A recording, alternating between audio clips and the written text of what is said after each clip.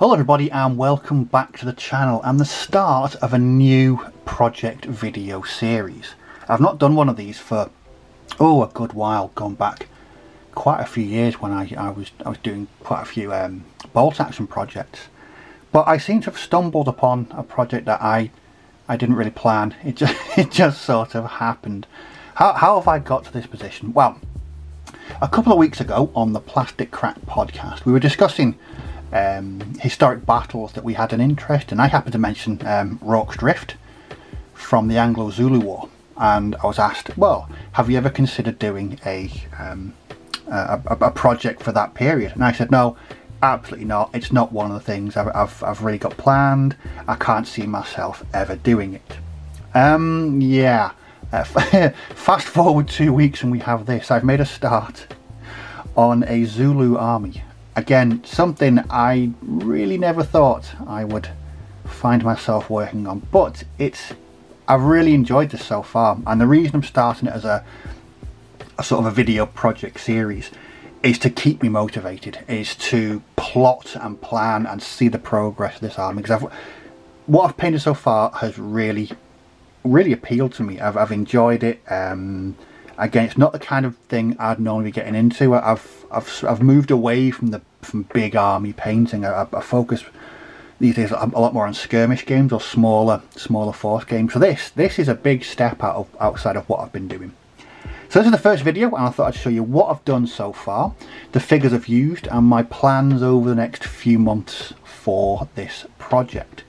So as I mentioned, this is a Zulu project from the Anglo-Zulu War, and the majority of the figures that I've painted so far are from this box here, which is the Perry Miniatures Zulu box. Absolutely brilliant box, so versatile. You get a lot in there. You get, various weapons and heads and shields and rifles. Really versatile kit. And so I just bought this on a whim, and I really didn't think I was going to get this far. I thought I'd paint 4 and go, you know what, it's not really for me. But that's not happened. That's really not happened, and I've become quite enthused with this. I've been doing quite a bit of reading. I absolutely watched Zulu a couple of weeks back, as we all need to do every now and again. But that was certainly inspiration for me, and this is where I'm up to. So as you can see, I finished one unit of 16. So this is going to be, each unit I'm planning is going to be 4 bases of 4 men each, so 16 men in a unit, having a command base as well. But if I want to combine them into bigger units, I'm certainly able to do that, and this is where we're at so far. So what I thought I'd do is just show you what I've painted, and yeah, talk about what's going to be in the next video and over the next few months. So I believe this may have been the very first stand that I painted, and I'd never painted anything like this before in my life.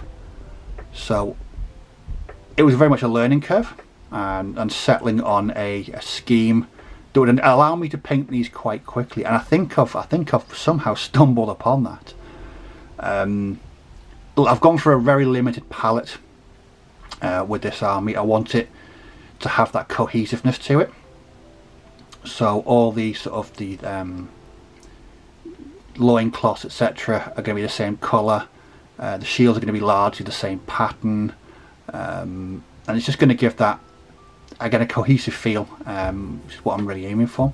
So this was the first base that I painted, and I was quite chuffed. I was like, wow, I painted these really pretty quickly. These were, I think the box arrived on a Thursday, and these were painted by Friday evening. So really quite flying through them. And so I think, yeah, moving on to the second base.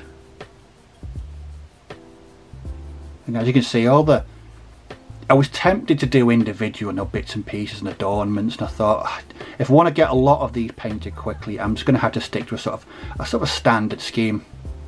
But hopefully with the shields and the different poses, it gives them a sort of a unique look, but a cohesive look with the whole unit.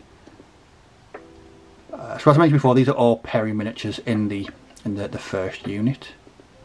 So once I was doing, I painted the first 2 stands in batches of 4, so a base each. Then I thought, well, can I paint them in batches of 8? Let's do this really quickly.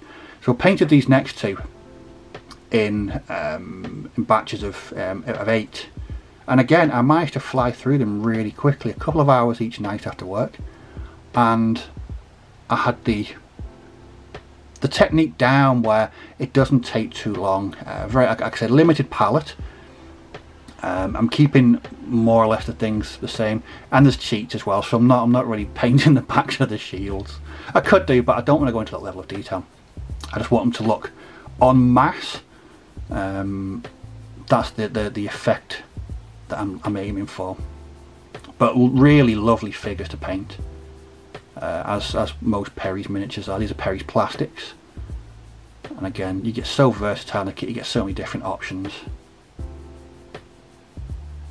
So yeah, so these last sort of 2 bases were batch painted in 8s.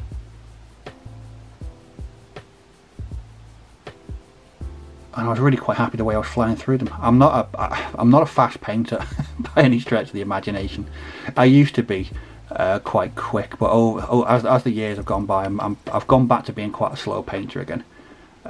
So developing a technique where I can fly through these relatively quickly is really good. So I know I can apply that to any future sort of bases, and hopefully I'll start to batch painting 12, or eventually batch paint an entire unit in one go.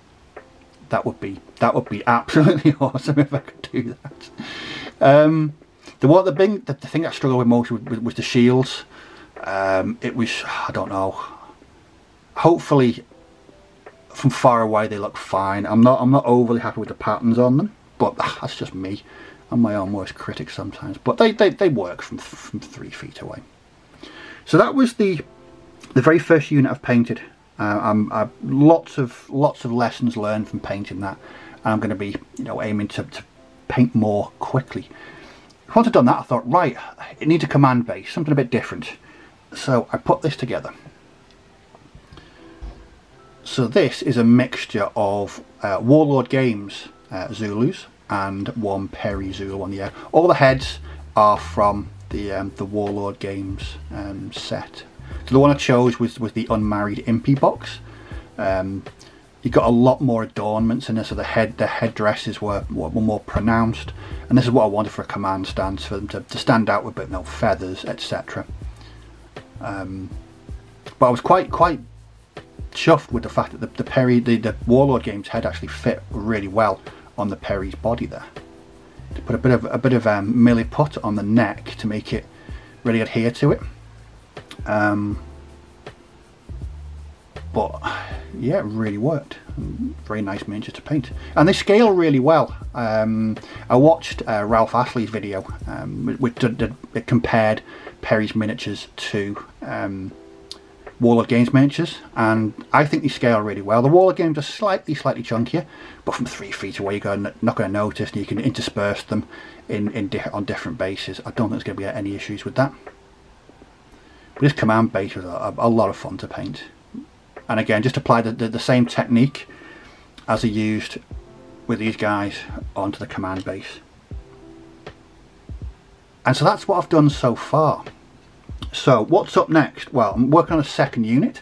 I've just built another 4, and they've been based and ready to be primed. I'm going to work on those, make sure the technique is working fine for me, and then I think I'm going to try and batch paint 12 after that. I'm going to really step out of my comfort zone. But that's what I'm going to be doing for hopefully the next few months.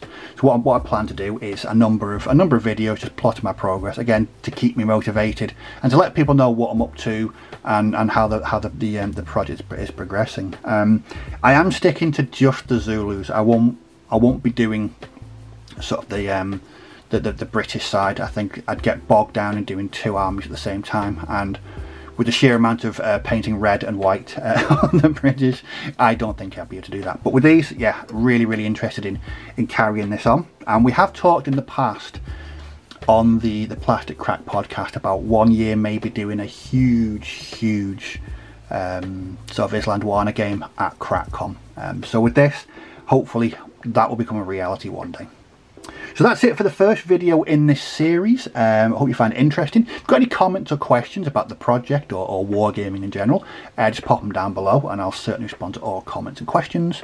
But as always, thanks for watching, do take care, may dice roll well, and I'll catch you all in the next video. So bye bye for now.